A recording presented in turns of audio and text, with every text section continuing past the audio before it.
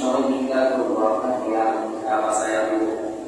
হযরত ইব্রাহিম আলাইহিস সালাতু ওয়াস সালাম বলেন, না, যে রব্বুল আলামিনের একত্ববাদের তাওহীদের দাওয়াত দেওয়ার জন্য আমাকে আপনাদের মধ্যে নিয়ে করা হয়েছে, আমি জানি আমার রব আমাকে হেফাজত করবে।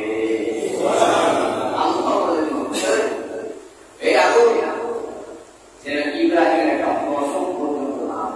সুবহানাল্লাহ। আগুন কারণে শুনে পানি কারণে শুনে আমরা পানির মধ্যে ঝাঁপ দিয়ে সেই চাঁপাইনবাবগঞ্জ বীজ থেকে একটা যুগের ঝাঁপ দিয়ে তার জীবনটাকে শেষ করে দিচ্ছে, আমরাও হত্যা করছি।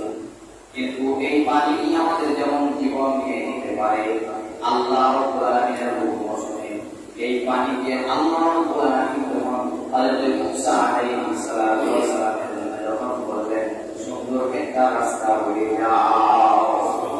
তাহলে আমরা জানি যে বাতাসে আমাদেরকে ক্ষতি করতে পারে, পানি আমাদেরকে মেরে দেয়, আগুন আমাদেরকে পুড়াইয়া দেয়, কিন্তু এই সবগুলো হুকুম অনেক না, আল্লাহ যেটা বলবে সেটাই। এগুলো দেখা গেছে পুরো আল্লাহ, এগুলো ইমানের মজবুতি করার জন্য আল্লাহ এগুলো দেখাই দেয়।